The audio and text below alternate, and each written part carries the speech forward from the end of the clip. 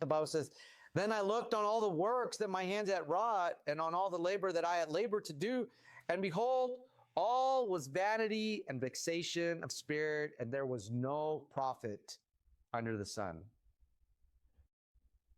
Job 3, verse 11 says, why died I not from the womb?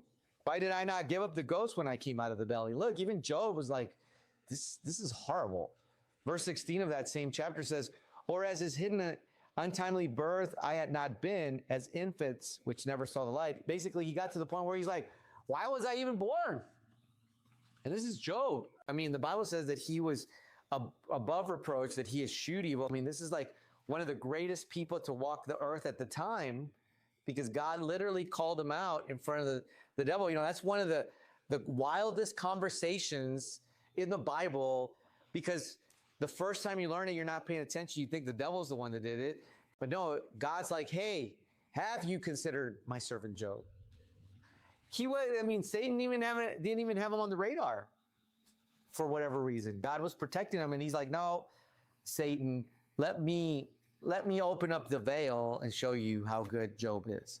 And he said, well, yeah, because you give him everything. And he said, well, take it away. I mean, that's trust and faith that God is faithful to us, right? And he said, well, yeah, you give him his life. He's like, well, do everything but kill him. And in all this, Job, curse not God, right? I mean, I wish we had that. I don't know that I would have that attitude. I mean, I've gone through some tough things, and I can honestly say that probably 9 times out of 10, I would hope, and I think I've done a pretty good job of just seeing it through and praising the Lord. I wouldn't say I'm perfect. I guarantee you it's not been like that.